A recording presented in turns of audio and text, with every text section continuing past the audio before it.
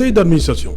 Il faut dire, Serge Alontou, que la nouvelle équipe désormais aux commandes de la compagnie aérienne nationale du Cameroun a à sa tête Mogé Ayem, nouveau PCA, et Ela Ngema, directeur général. Ces nouveaux hommes forts ont été nommés à l'issue du conseil d'administration extraordinaire tenu ce jour à Yaoundé, présidé par le ministre des Transports. Et face à ces différents changements au sein de la Camerco, l'on se demande si ces nouveaux responsables pourront-ils faire voler la compagnie aérienne nationale du Cameroun qui croupit sous le poids d'une dette de près de 100 milliards de francs CFA. Alors, 115 milliards, pour être plus précis. Merci à vous, Julien Berthe Bissaï. Merci, Serge. Rendez-vous demain 20h. Dans un instant, donc, madame, monsieur, la suite. Et qu'il en soit.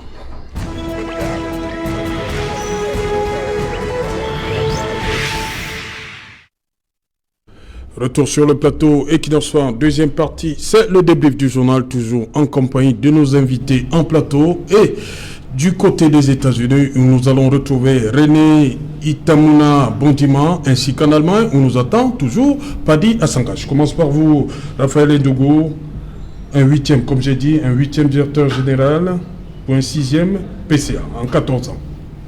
Qu'est-ce que ça vous inspire comme commentaire? Qu'est-ce qui ne va pas de ce côté?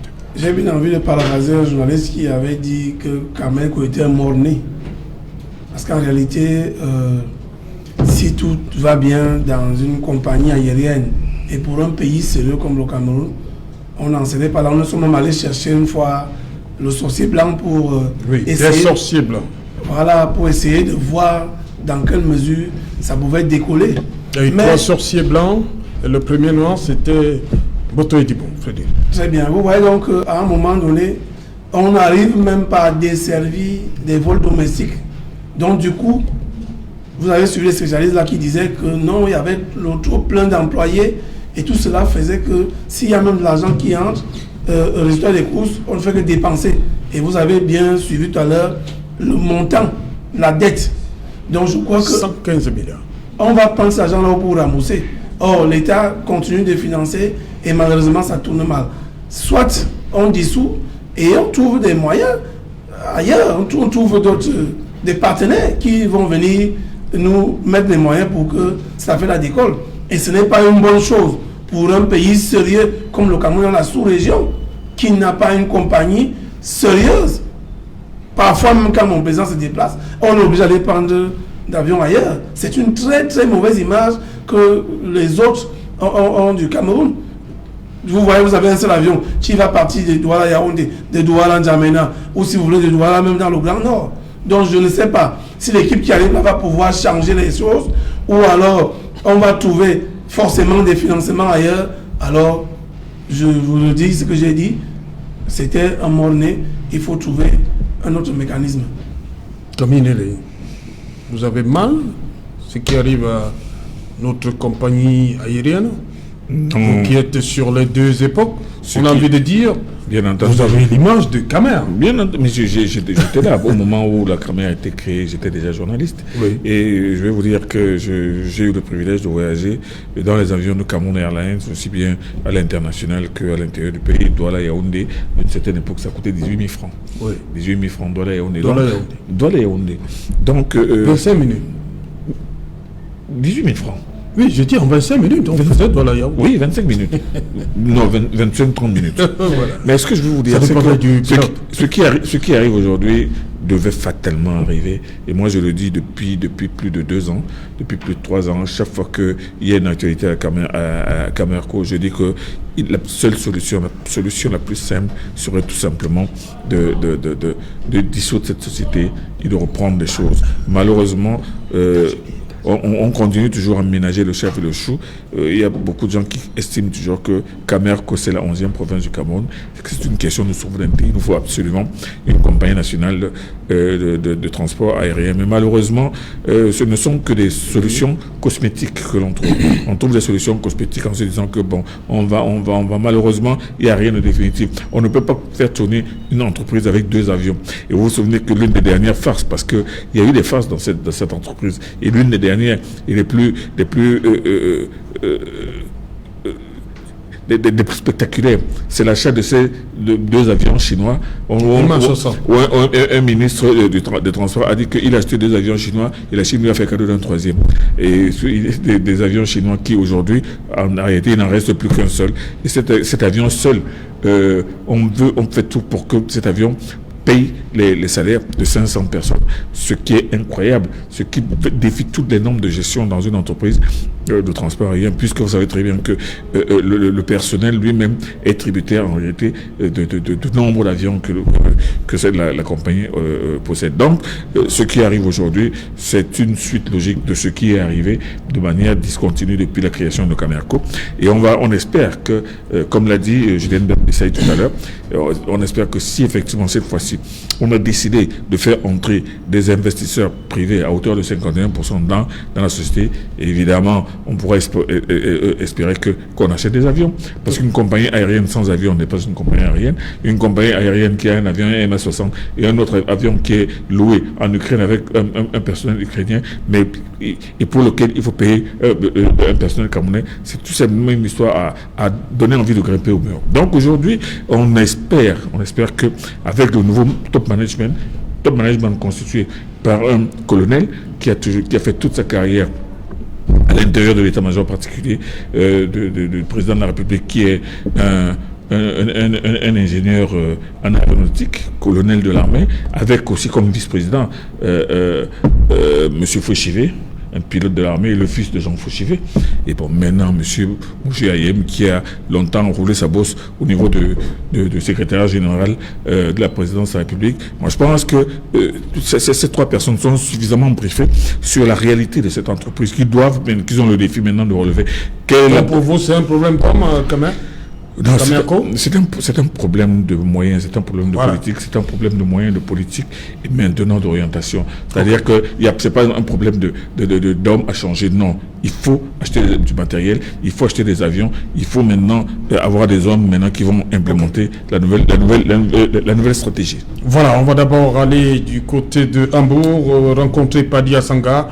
Padia Sanga, vous êtes toujours là, je crois.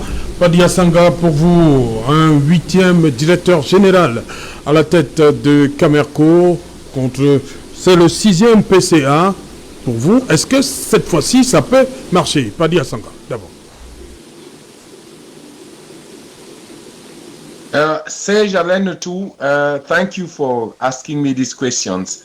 And the panelists who just preceded me told you that we are talking about Foshive, we are talking about people who have been there, we are talking about colonels who have been in the Cameroonian military to go and pilot Cameco, which was one time Air Afrique and was at one time Cameroon Airlines. Serge Alain Etou, the same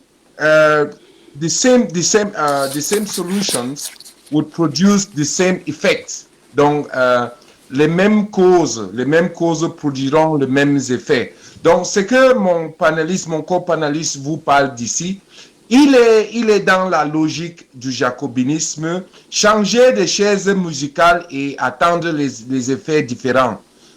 On ne peut pas fonctionner avec les enfants de Foshive, les enfants de Biya, les enfants de Jacques Famendongo, les enfants de, on l'appelle quoi, Laurent Esso, les enfants de Jacobins, qui sont les amis de Ouattara, Dupont-Moretti, et attendre les effets différents. Ça ne marche pas comme ça. Les Camerounais sont matures aujourd'hui.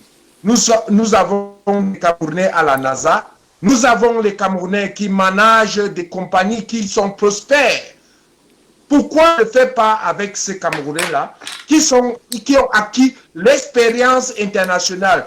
Ils travaillent dans Air France, ils travaillent dans Ethiopian Airlines, ils travaillent dans American Airlines, ils travaillent dans beaucoup d'autres compagnies, mais on préfère de recycler comme on recycle les ministres. On prend les vieux jacobins, on le déplace de ministre chargé de l'injustice pour le mettre en ministre chargé de transport. Qu'est-ce qu'on attend?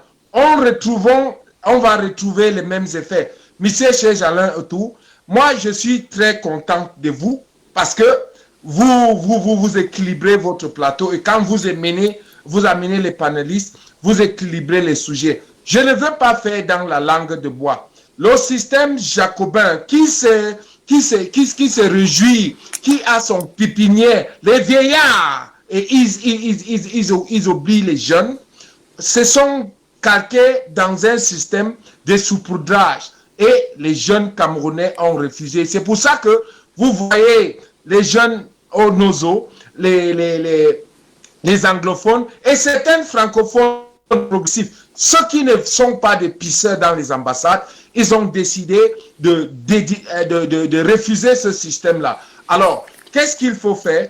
Il faut oublier ce système jacobin de M. Biya et ses amis et la France qui est complice et de prendre les gens comme vous, prendre les jeunes Camerounais qui ont l'expertise, qui ont dépassé ce système-là, qui dénigrent ce système-là, qui ont la condescendance par rapport à ces condescendances qui nous ont léguées par les néocolons et on va trouver les solutions. Mais dit qu'on va changer de chaises musicales, mettre du vin nouveau dans un vieille boîte, ça ne va rien changer. Et ce que mon ami vient de dire, moi je pense qu'il est dans la logique de la perpétration du néocolonialisme, de vieux systèmes, de changer les choses musicales et ça ne va rien nous apporter. Donc, évitons de parler le bon français, le français de Molière et vouloir faire plaisir aux Camerounais communs. Non, il faut qu'on se dise les vérités. Il y a des Camerounais qui sont capables de travailler, de faire des choses. Et ils ont des expertises mondiales. Et c'est ce que M. Ahidjo a fait. N'en déplaise à ce qu'on reproche à M. Ahidjo, mais M. Biya, lui, il est venu avec le vieux Jacobin et le nouveau Jacobin. Ils sont en train de se battre pour nous perpétrer dans le même système. Écoutez ce que Macron avait dit, écoutez ce que l'autre, on l'appelle comment, on appelle, excuse-moi, le juif français qui s'appelle dans Sarkozy, qui avait dit que les Africains n'ont pas entré dans leur histoire, mais où on a mis Français, on a mis, comment on l'appelle, Sankara où, on a mis Roland Momier où, on a mis Kwame Nkrumah où. Donc, ces gens-là, c'est nos guides, c'est l'esprit de l'Afrique, c'est l'esprit des Camerounais, les Ahidjo, les Roland Momier, les Félix Roland Momier, les Ndetoumaza, les Douala Mangabel. C'est ces gens-là qu'on doit suivre pour donner un cap nouveau au Cameroun et on doit éviter et on doit combattre le changement de chaise musicale à la Burkinabé. Je pense que j'en ai terminé. Merci, Serge Alain. On va d'abord écouter la dame. Voilà, Marie Ngo Bateki. Vous aussi, vous avez une image de Camer. Aujourd'hui, Camerco. Pour vous, pourquoi Camerco ne décolle toujours pas, entre guillemets? Oui, l'image m'est revenue quand j'ai vu les escaliers roulants. Oui. Les fameux escaliers roulants. Oui, parce que je me rappelle quand j'étais petite, c'était toujours un plaisir pour moi d'arriver à l'aéroport international. Oui, parce que tout le temps on montait, on redescendait. Vous ne tombiez pas comme non, certains. En fait, oui. Bon, donc c'est cette image qui me revient de la Camerco qui était vraiment... De la Camer? Oui, de la Camer, voilà. Bien évidemment. Cameroun Airlines. Oui, Cameroun Airlines, qui était vraiment... C'était un plaisir d'aller là-bas, de voir des belles femmes bien habillées. C'était vraiment exceptionnel.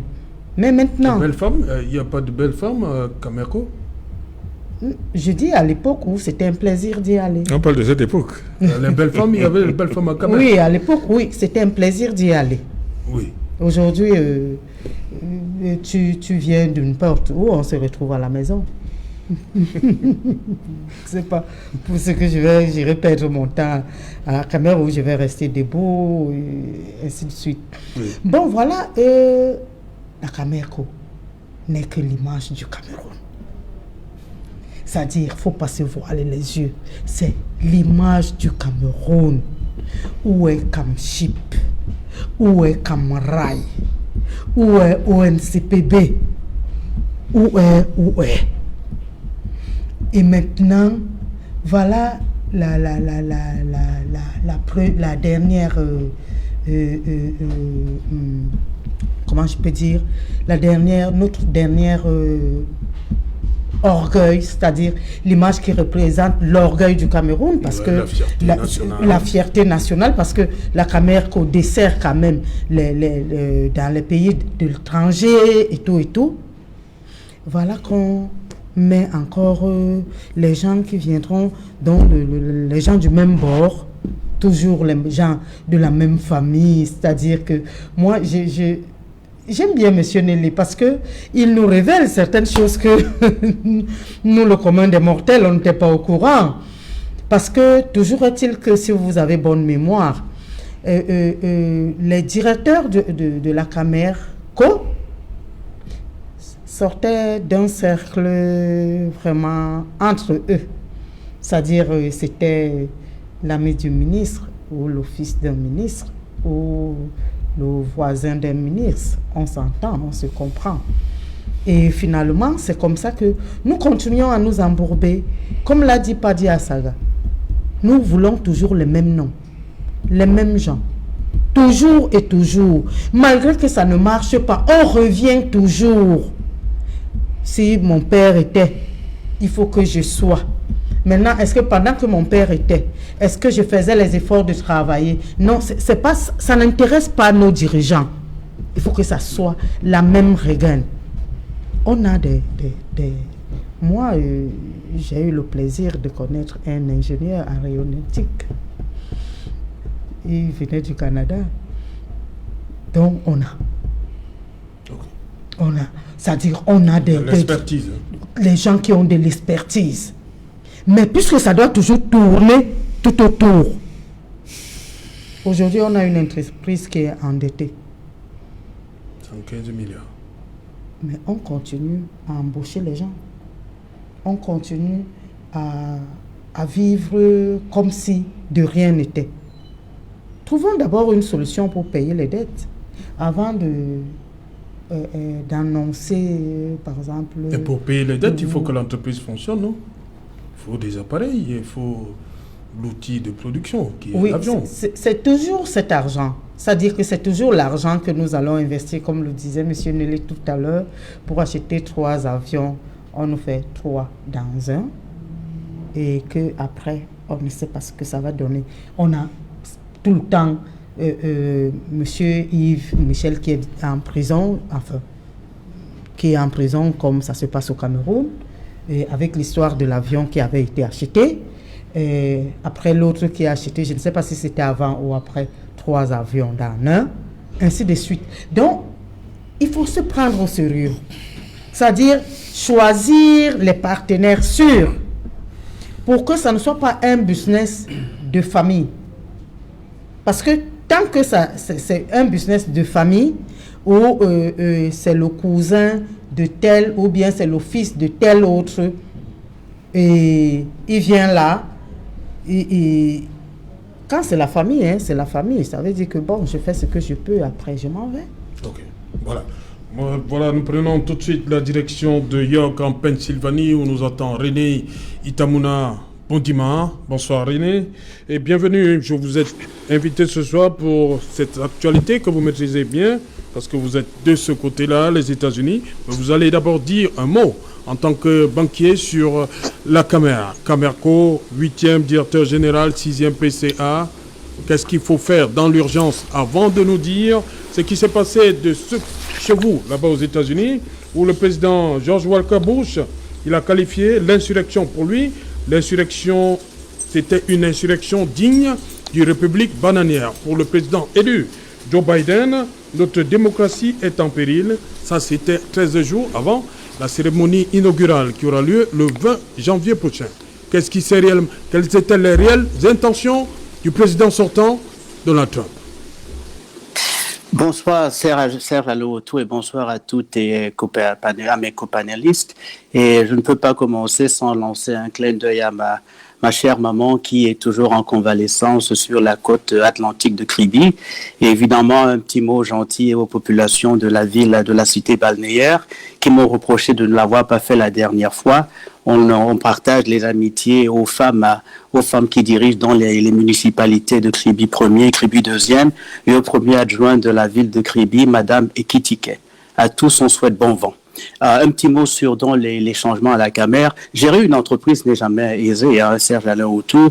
De par le monde, des entreprises dans l'aérien, dans le transport en général, ont souvent des difficultés. 8e directeur général, peut-être que au sommet de l'État, à la présidence de la République et puis au conseil d'administration de la Camer, ils ont proposé peut-être de continuer dans cette lancée-là. Et on va souhaiter bon vent à la Camer. On ne peut pas, devant une telle décision, commencer à prédire le malheur de la Camer. Restons un peu ouverts d'esprit. Tous les pays du monde n'ont pas vocation à avoir une compagnie aérienne. Malgré les difficultés, les limites du management que certains peuvent citer ici, mais tous les pays n'ont pas vocation à avoir une compagnie aérienne. J'espère que les propositions qui sont venues du conseil d'administration pour que M. Moget Ayem, qui est très connu des milieux économiques, le conseiller économique du président de la République, il a lu tous les dossiers. J'espère qu'il a les outils qu'il lui faut pour mener à bien ce projet de transformation de la Camer. Moi, d'emblée, je lui souhaite et à son équipe bonne chance. Donc, je sais qu'il y a des Camerounais compétents dans le monde, mais c'est ceux-là qui ont été choisis pour l'instant. On leur souhaite bonne chance en demandant évidemment aux Camerounais qui gèrent des grandes entreprises au Cameroun ou en Afrique de penser à la diaspora camerounaise des États-Unis qui regorge de nombreux talents. Nous sommes là. Beaucoup veulent travailler au Cameroun. Voilà. Cela étant dit, Serge Alain, si tu me permets, je passerai donc à ce pourquoi tu m'as invité ce soir, l'élection et les événements d'hier à Washington.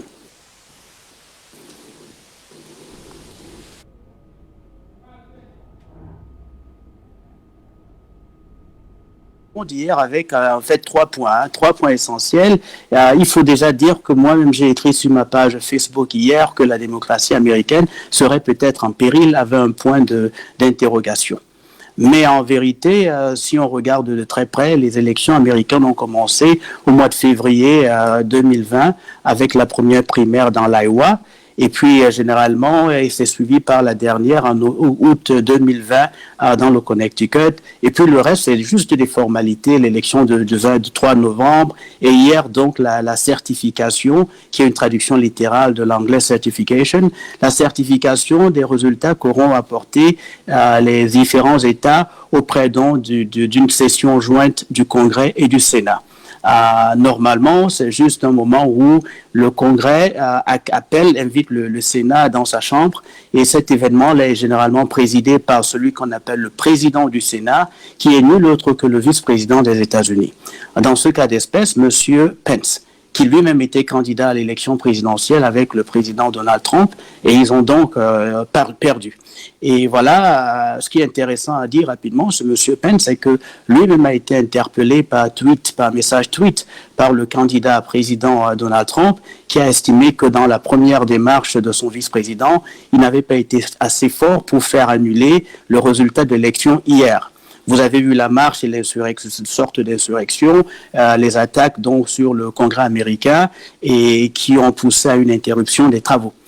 Beaucoup d'entre nous ici étaient confiants que malgré cela, la démocratie américaine est suffisamment forte pour continuer sa marche vers le progrès. Et vers 20h, les travaux ont recommencé avec ce que certains disent avec force et vigueur dans le Congrès américain pour se terminer vers 3h44 avec la certification de l'élection de M. Biden et de Kamala Harris, respectivement président et vice-président des États-Unis, et qui vont normalement prêter serment le 20 janvier prochain. Et la prestation de serment de ces deux, M. Biden et Mme Harris, est organisée aussi par deux commissions conjointes du Congrès et du Sénat américain. Alors, à cet effet, je vous ai apporté un petit document historique. Nous avons eu la chance de partager une fois à l'élection, je ne sais pas si vous pouvez le voir, lors de l'élection, la première élection de M. Barack Obama, voilà le sésame l'invitation qui permettait aux gens comme moi et mon épouse d'assister donc à la prestation de serment du président américain. Je garde précieusement ce document à la maison que je présente souvent aux enfants parce qu'on est confiant que malgré les limites des hommes et le goût du pouvoir, l'amour à vouloir rester aux affaires, les choses généralement avancent. Et donc, nous sommes confiants que le 20 janvier prochain, le pouvoir va changer de main. Maintenant, à côté donc de la marche démocratique du pays, du gouvernement américain, du système américain, on peut faire deux petits commentaires. Un sur la sécurité de Washington D.C., qui a, je pense, interpellé plus d'un, inclus toi-même, mon cher frère Serge-Alain Autou.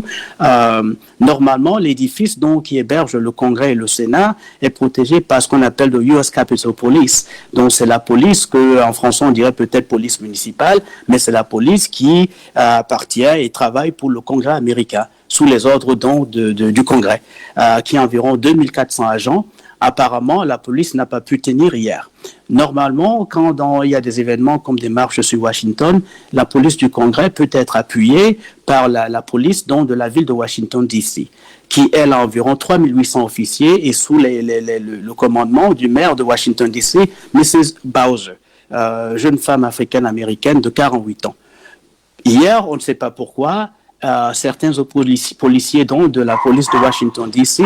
avaient reçu l'ordre de quitter les lieux et de libérer la ville de Washington. On ne sait toujours pas pourquoi. Donc, il n'y avait pas suffisamment d'éléments pour protéger et sécuriser le Congrès américain.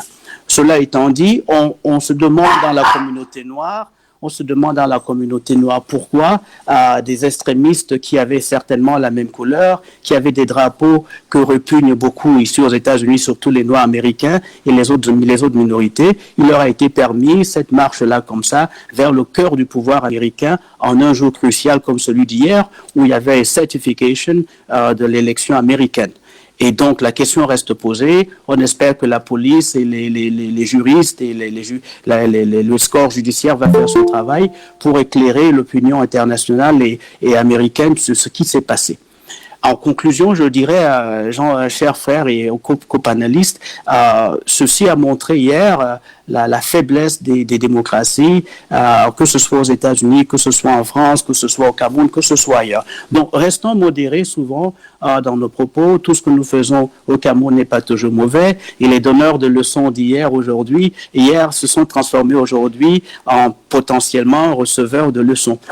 Quelqu'un a fait la blague que le Cameroun ou les pays d'Afrique devraient envoyer leurs envoyés ici pour rétablir l'ordre et conduire donc le système américain, les acteurs du politique américain vers la paix. Mais globalement, nous sommes confiants que dans quelques semaines, il y aura une transition politique, il y aura une nouvelle équipe à la Maison-Blanche, conduite par M. Biden et Mme Kamala Harris, en qui beaucoup aux États-Unis ont porté leurs espoirs. Et le 5 novembre 2024,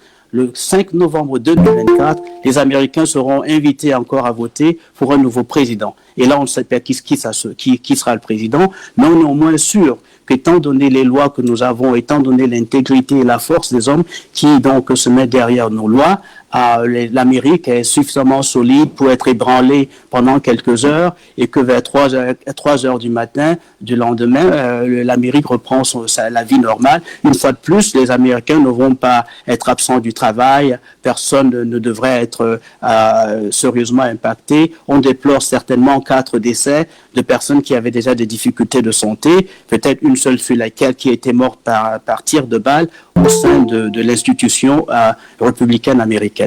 Voilà à peu près ce que je voulais partager avec toi, Serge-Alain Autou, et à mes copanélistes. Je ne sais pas si tu avais une question avant que je ne m'en aille.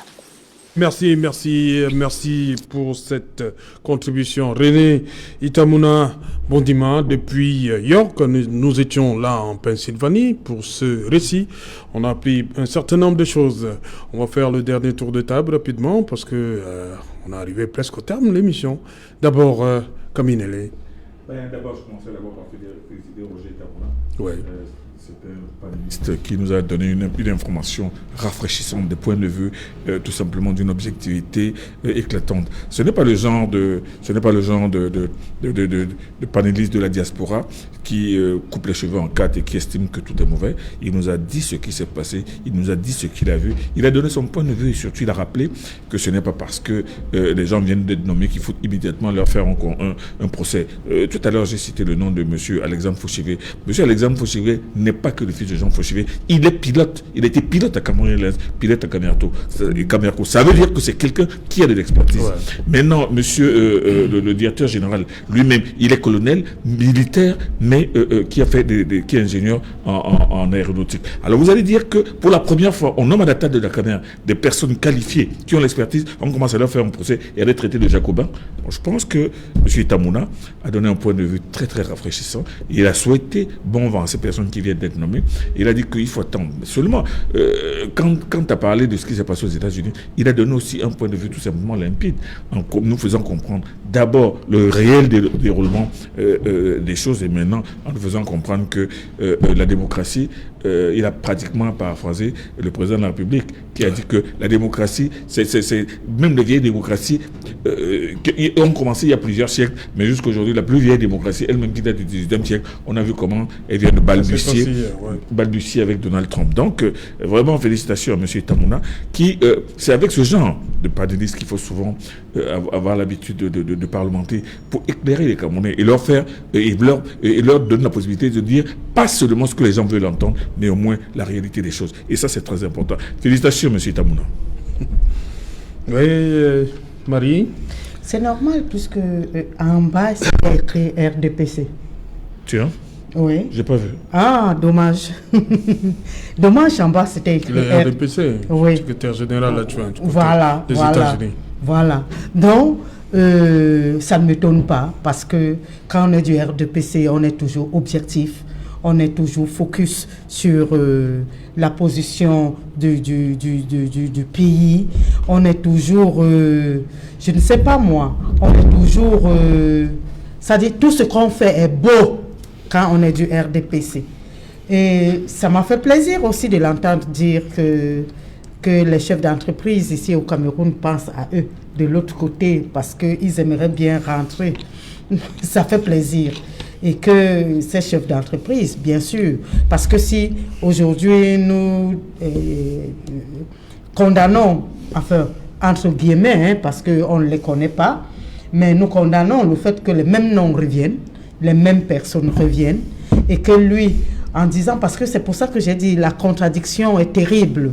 C'est lui qui dit, non, il faut leur donner de la chance, mais c'est lui qui attire l'attention pour nous dire qu'ils sont assez nombreux de l'autre côté et qui aimeraient aussi rentrer travailler ici. Au pays. Moi, j'aime bien ça. J'aime bien qu'on dise. Parce que la manière de parler, elle est là. L'objectivité, elle est là. Okay. Tout est là. OK. Voilà. Merci. Merci rapidement, Raphaël, on sort l'émission.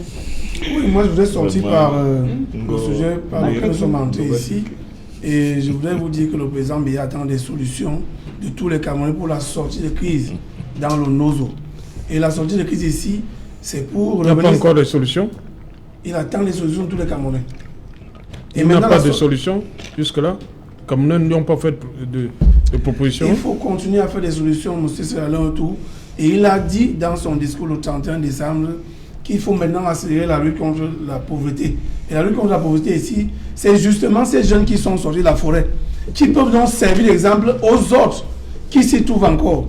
Et pour cela, nous pouvons donc proposer qu'on réhabilite et qu'on remette véritablement en fonction l'usine de riz, de transformation de riz d'un DOP, qui s'étend sur plusieurs hectares à côté du Noun et en allant vers le département de Mbouy, qui peut employer les jeunes qui sont sortis, qui sont dans les DDR. Et ils serviront de leçon aux autres qui sont encore en forêt pour dire, au lieu d'aller combattre pour des gens qui ne sont pas ici et qui décident de vous avoir un peu d'argent, ils auront eux-mêmes de l'argent qui vont travailler là sur leur front au lieu de laisser dans la forêt. Merci. Donc nous pensons que voici des propositions qui peuvent aider que ces jeunes-là sortent de la forêt, parce qu'il ne suffit pas de demander qu'ils sortent de la forêt. Maintenant, ils feront quoi quand ils seront une fois au village. Merci à vous, Raphaël Ndougou. Merci, Marie Ngabateki. Merci, Kaminele. Merci également à Padi Asanga qui était en beau. Merci à René Itamuna Bondima du côté de York, en Pennsylvanie, aux États-Unis. Madame, Messieurs, nous sommes arrivés au terme de cette édition Equinoxoir. Le rendez-vous, il est pris pour demain, 19h. Bonsoir, Meyo, et c'est par 100 mm.